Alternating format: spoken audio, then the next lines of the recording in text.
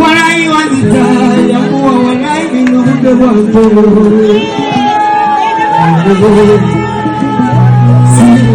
I remember one day the one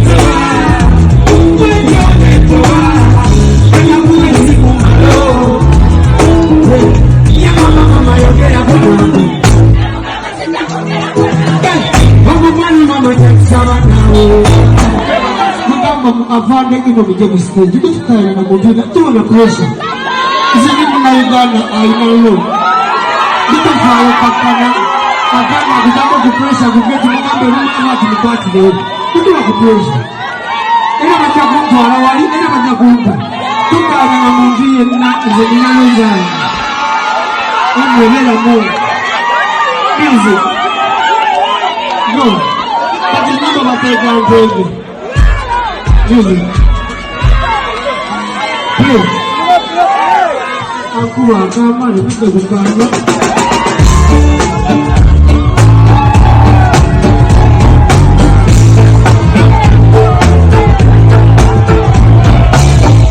Yes, Redzone TV kwali webali kubanga okyaliko kyagoberera yonna gy'osinzira okubanga gy'otulabira kyokola kya mutawananyo gwa kyatambula naffe ku mukutu ogwa Redzone TV. Amawulire gennina genjagala okubanga ate nkuwaako amakya g'olunaku olwaleero nga tetunaba kubeera nga tusimbula okugenda entuŋŋamo. Njagala nkutegeeze nti omuyimbi King Saha oyo gw'olabaawo ku screen yo kigambibwa mbu yamaze dda okubeera nga awambibwa ekiro ekikasiza olunaku olwaleero.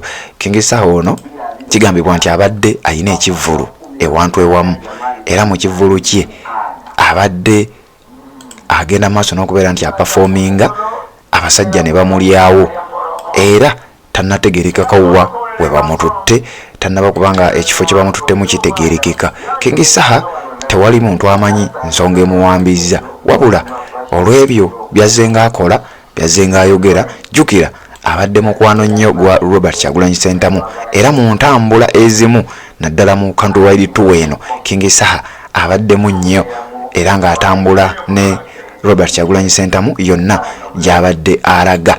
King Saha amanyiddwa nga Semanda Manisul ng'erinnya lye erisinga obungi abasinga obungi bamumanyi nga King Saha. Ennyimba z'abadde yatandika okuggulawo kiri kye yayita 100 Songs of Revolution mwabadde akubira ennyimba nga zino zoogera ku nkyukakyuka nga zirwanirira eddembe era nga ne Robert Kyagulanyi Ssentamu tebateŋŋana. Abantu abasinga obungi bagamba kino kyandibanga kye kimuleetedde obuzibu n'okubeera nga yawambiddwa. Gy'abadde alina ekivvulu gy'abadde ali mu kubanga apafominga ekivvulu ge tutegeddeko galaga nti baakisazizza namu yatuuse okiyimiriza olw'ensonga nti embeera ebadde ya bunkenke nnyo. Amaze okubanga aggala ekivvulu kye amaze okubanga ekivvulu bakiyimiriza olw'ensonga y'okubeera nti abadde amaze okufuna amawulire era ddakiika ntono nnyo ne bamulyawo. Akatambi ako k'enkulaze kalaze ng'alina omuntu omu gw'awooninga nga kiraga nti omuntu yazze n'amukuba akaama ti munnange toyogera nnyo ku gavumenti tosabula nnyo. King Saha n'amutegeeza nti nze ndi munnayuganda alumirirwa era bwe mba nina ekinnuma nina okyogerako either mu nnyimba oba mu kwogera. Kakati nno wetwogerera nga King Saha yamaze okuba nga abuzibwawo ekiro ekikasiza olunaku olwaleero naye nga we nkugambye nti ekifo watwaliddwa tewali yakitegedde tekinnategeerekeka naye nga ge mawulire galaga nti King Saha bamaze okuba nga bamuwamba era abantu bangi nnyo abayimbi bavuddeyo nga bagamba abayimbi bavuddeyo bangi nga bakomplaininga ku nsonga eno bavuddeyo bangi nga bavumirira ekikolwa kino ekyokubeera nga King Saha awambiddwa. Abamu bagamba awambiddwa abalala bagamba akwatiddwa era wano abamu ku bo nga bagamba at the Villa King Saha has been arrested and his performance was cut short by security officials. He's been taken to an unknown place tekifo kye bamututte tekinnaba kubanga kimanyika, wabula nga ye amaze okubanga awambibwa n'ekivvulu kye. Abasajja ne bakiyimiriza ne bamutegeeza nti olina okubanga ate ogenda obitebye. We twogerera abantu bangi bavuddeyo nga bagamba tetugenda kusirika, n'ababadde basirika. Jjukira abayimbi bangi babadde nga basirika mu nsonga zino, nga bavaayo nnyo nga balaga biringa ebitabakwatako, biringa ebyobufuzi.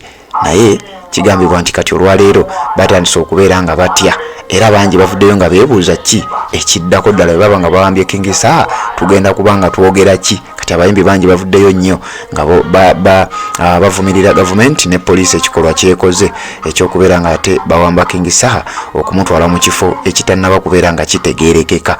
Gwampuliriza, njagala okutegeeza nti bibaddewo kiro era ekivvulu kye poliisi kiwaliriziddwa okuba nga kiyimirira olw'ensonga tebadde tebasobola kweyongerayo, era we binaaba bizuuse obanga gyatwaliddwa wategerekese gwali ku mukutu ogwa Redzone TV, era tujja kujja tubeere nga tukutegeeza. Bino nno bigenza okujja nga King Saha ali omu ku bayimbi ababadde mikwano nnyo gya Robert Kyagulanyi Ssentamu okumalira ddala akabanga, nga bino tebitandise leero, ng'omukwano gwabwe teguvudde leero, wabula okumala ebbanga eriwerera ddala nga King Saha abeerawo nnyo ne Robert Kyagulanyi Ssentamu walaga wonna mu nsonga za struggle, mu nsonga za music. King Saha abaddewo era bangi balowooza kyoba oliawo kino kyekireetedde King Saha okubeera nga awambibwa, naye nga information eriwo yeye ntonotono. Njagala kubanga ate nkuleetera ebirala singa biba bizuuse. Nkugambye ekifo gyatwaliddwa tekinnaba kubanga kitegeerekeka, wabula we kinaategeerekeka wano ku Redzone TV ogenda kubanga okimanya. Naye nga ye abadde alina kampeyini ye gy'avuga emanyiddwa nga 100 Songs of Revolution. Omuyimbi King Saha oba Semanda Mansuru, abasinga obungi bamumanyi nga King Saha, wabula nga Semanda Mansuru wetwogerera nga amayitire ge teri n'omu amanyiwa watwaliddwa. Ngenda gezaako okulaba nga nfuna information esingakaawo, then oluvannyuma nzije ate tubeere nga tunnyonnyola lwaki oba wa oba kize kitya n'ensonga eziyinza okuba nga ziddako mu maaso awo. Assalamu alaikum wa rahmatullahi wa barakatuh.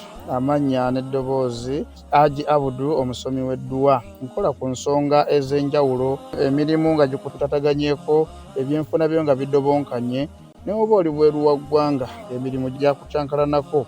Jangu kusomere ku dduwa. Okuva edda nedda edduwa zaabaawo, edduwa zisomebwa, omuntu n'oterezebwa mu mbeera yonna ebadde ekusibyeko akanyaaga. Nina ekyoto kye nsobola okukumira wadde oli bweru wa ggwanga nga toli kumpi wano, n'ofuna omukisa ogwo nawe n'osomerwako ku dduwa nga nkuteddeko n'akabaani. Allah ajja kukusaasira, ajja kukwanukula. Kuba ku nnamba yange y'essimu 0752 44 71 56 ne ku WhatsApp kwendi. Mpereza obubaka sobole okuyamba. Assalamu alaikum wa rahmatullahi wa barakatuh.